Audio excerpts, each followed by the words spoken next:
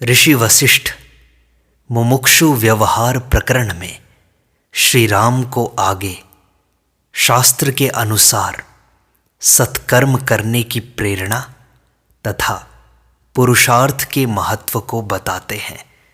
ऋषि वशिष्ठ कहते हैं, रघुनंदन, जैसे नीले पीले आदि भिन्न भिन्न रंगों की अभिव्यक्ति में प्रकाश ही मुख्य कारण है, उसी प्रकार शास्त्र के अनुसार मन, वाणी और शरीर द्वारा व्यवहार करने वाले अधिकारी पुरुषों के समस्त पुरुषार्थों की सिद्धि में उत्साहपूर्वक प्रवृत्ति ही प्रधान साधन है। मनुष्य केवल मन से किसी वस्तु की इच्छा करता है, शास्त्रानुसार कर्म से नहीं। वह पागलों किसी चेष्टा करता है, उसकी वह चेष्टा केवल मोह में डालने वाली होती है, पुरुषार्थ को सिद्ध करने वाली नहीं होती। जो मनुष्य जैसा कर्म करता है, प्रयत्न करता है, वह वैसा ही फल भोगता है। जो लोग ये कहते हैं कि दैववश फल में विपरीतता भी आ जाती है, तो उनका कथन ठीक नहीं है, क्योंकि अपना पूर्वकृत कर्म ही फल देने के लिए उन्मुख होने पर दैव कहलाता है, प्रारब्ध कहलाता है। उससे अतिरिक्त प्रारब्ध नाम की, दैव नाम की कोई वस्तु दिखाई नहीं देती। पुरुषार्थ दो प्रकार का है। पहला शास्त्रानुमोदित अर्थात पुण्य कर्म, और दूसरा शास्त्र विरुद्ध अर्थात पाप कर्म। इन दोनों में जो शास्त्र विरुद्ध पुरुषार्थ है वो अनर्थ का कारण है, और शास्त्रानुमोदित पुरुषार्थ परमार्थ वस्तु की प्राप्ति में कारण है। इसलिए पुरुष को शास्त्रीय प्रयत्न से तथा साधु पुरुषों के संग से ऐसा उद्योग करना चाहिए कि इस जन्म का पुरुषार्थ पूर्व जन्म के पुरुषार्थ को शीघ्र जीत ले, पुरुषार्थ प्रारब्ध को जीत ले। अपने उत्तम पुरुषार्थ का आश्रय लेकर दांतों से दांतों को पीसते हुए अर्थात तत्परता पूर्वक प्रयत्न में लगे हुए पुरुष को अपने शुभ पुरुषार्थ के द्वारा विघ्न करने के लिए उद्यत पूर्व जन्म के अशुभ पौरुष को, संस्कारों को जीत लेना चाहिए। यह पूर्व जन्म का पुरुषार्थ मुझे प्रेरित करके विशेष परिस्थिति में डाल देता है। इस प्रकार की बुद्धि को बलपूर्वक कुचल डालना चाहिए, क्योंकि वह प्रत्यक्ष प्रयत्न से अधिक प्रबल नहीं है।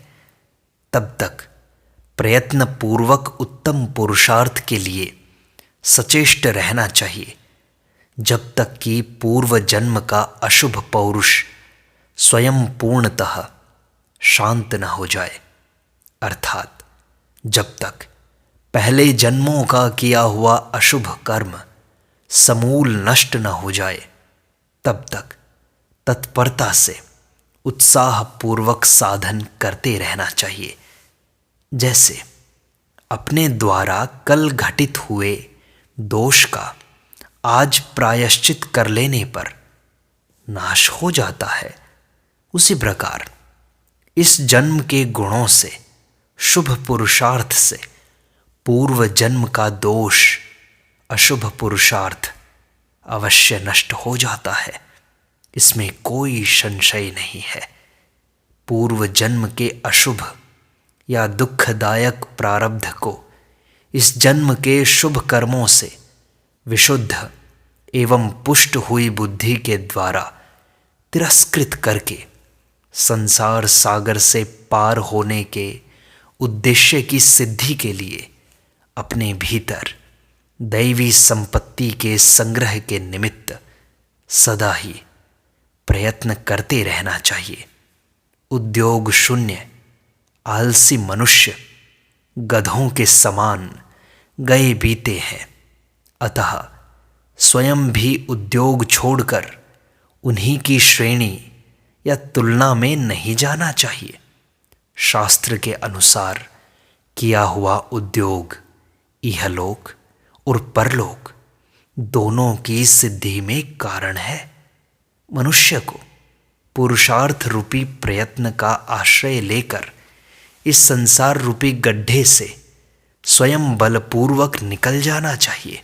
अपने शरीर को प्रतिदिन नाश होता हुआ समझो, पशुओं के समान आचरण का त्याग करें और सत्पुरुषों के योग्य आचार व्यवहार का आश्रय लें। जैसे कीड़ा घाव में पीव आदि का आस्वादन करके ही अपना जीवन समाप्त कर देता है, उसी तरह मनुष्यों को घर, स्त्री, अन्न पान आदि द्रवयुक्त एवं कोमल तुच्छ पदार्थों का किंचित आस्वाद लेकर संपूर्ण पुरुषार्थों के साधनभूत आयु को भस्म नहीं कर देना चाहिए। मानव जीवन को व्यर्थ नहीं गंवा देना चाहिए। शुभ पुरुषार्थ से शीघ्र ही शुभ फल की प्राप्ति होती है और अशुभ पुरुषार्थ से सदा ही अशुभ फल मिलता है। इन शुभ अशुभ पुरुषार्थों के सिवा दैव नाम की दूसरी कोई वस्तु नहीं है। इन्हीं का नाम प्रारब्ध है, दैव है।